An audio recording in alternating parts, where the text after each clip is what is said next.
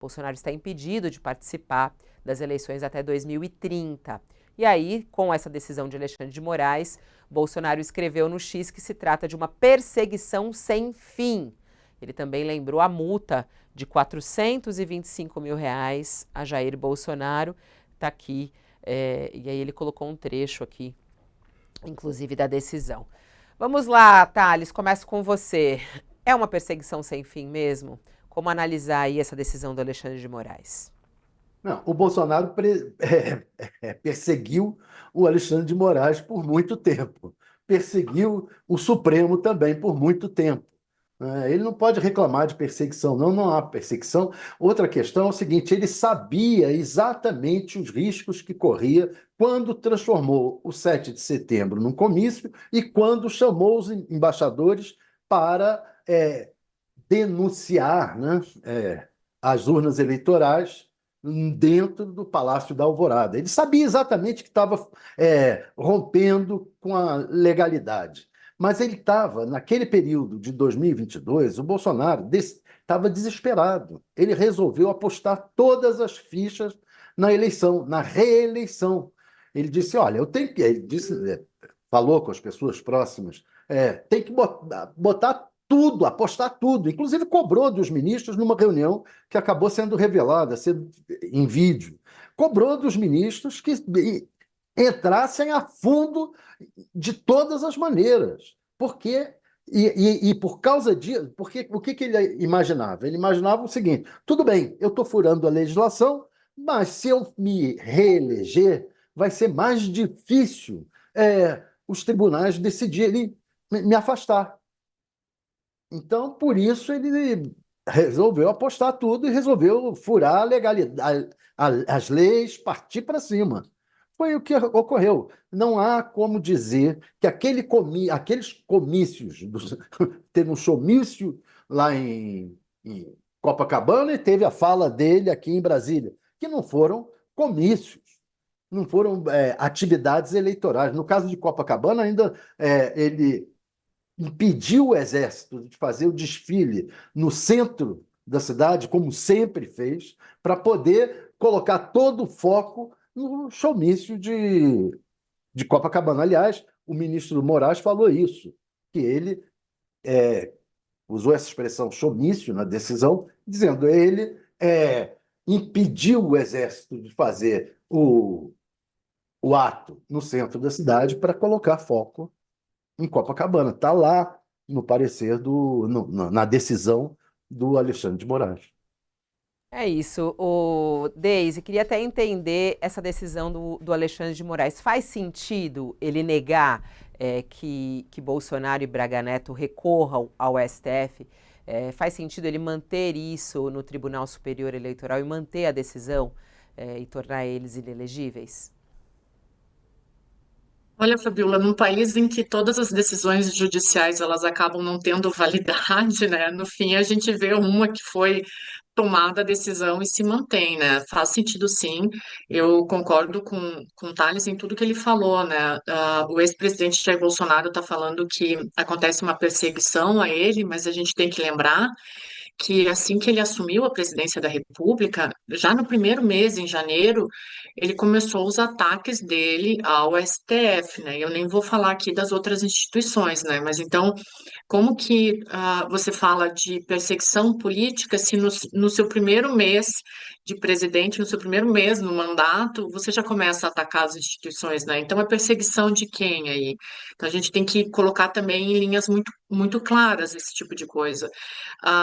O ato do 7 de setembro, né, que até o Thales cometeu uma gafe que falou, não foi nem o ato, foi o comício, né, mas inclusive quando o ex-presidente Jair Bolsonaro falou que esse ato seria feito em Copacabana e que não teria o desfile do Exército, ele foi alertado que isso poderia configurar campanha eleitoral e que não era permitido. Então, antes mesmo disso acontecer, ele já tinha sido alertado por vários setores, inclusive por correligionários, de que isso poderia configurar um ato de campanha, e ele pagou para ver.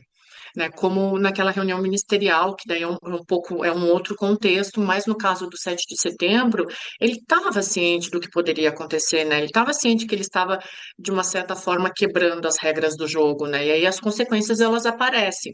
Eu acredito que foi uma aposta do tipo, se eu vencer as eleições, nada vai acontecer, mas é 50-50, né? Existe o caso de tu perder as eleições, como foi o que aconteceu. E a decisão do ministro Alexandre de Moraes, nesse caso, ela está correta, porque configurou, sim, um ato de campanha, né? Por todos os elementos que o Thales já falou aqui. Então, é um pouco das consequências de um ato muito bem pensado. De novo, assim, o ex-presidente Jair Bolsonaro, ele tinha muita consciência do que poderia acontecer, mas ele resolveu pagar para ver, e aí agora o resultado está aí, né? E aí tem essa questão que dentro do bolsonarismo, né, professora Daisy, eles falam bastante de derrubar essa questão da inelegibilidade. Existe algum meio na sua análise de reverter isso e Bolsonaro ser candidato? Porque o que os juristas dizem é que não, né? Eu acredito que não, Fabiola. Eu acho que essa decisão ela já está tomada.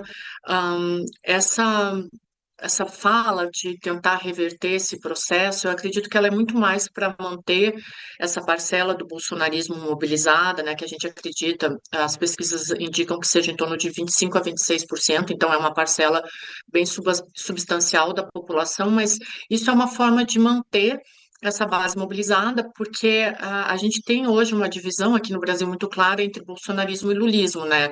E o Bolsonaro ele não delegou o seu capital político para nenhum outro personagem, né? Então é normal dentro do jogo político que se mantenham todas as fichas no atual representante desse movimento, que é o ex-presidente Jair Bolsonaro, né? Enquanto ele não delegar o capital político para outro personagem, seja Tarcísio, Caiado, ou sei lá, se o Bolsonaro vai fazer isso, a própria Michelle Bolsonaro, que tem aparecido aí nas pesquisas, toda a teoria vai ficar em torno do nome dele. E aí a gente tem que lembrar que uma das características do bolsonarismo também é essa amplificação do poder do mito, né? Então, tudo gira em torno do Bolsonaro.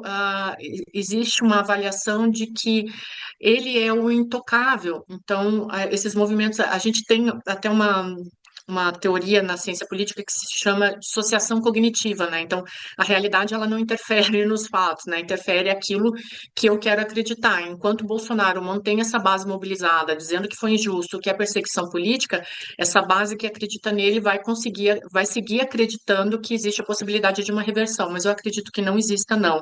É muito mais um movimento para tentar manter o bolsonarismo vivo até 2026 do que uma possibilidade real. É. Bom, lembrando inclusive que essa multa, né, essa multa de R$ 425 mil foi definida pelo Tribunal Superior Eleitoral em outubro de 2023, né, é uma multa que permanece, então eles pediram para cancelar, o Alexandre de Moraes manteve a multa. Em nota, a defesa de Bolsonaro e Braga Neto afirmaram, as duas defesas afirmaram que vão apresentar um novo recurso em relação a isso. E os advogados ainda podem recorrer ao próprio STF para tentar prosseguir com o caso. Mas nesse primeiro momento foi rejeitado por Alexandre de Moraes.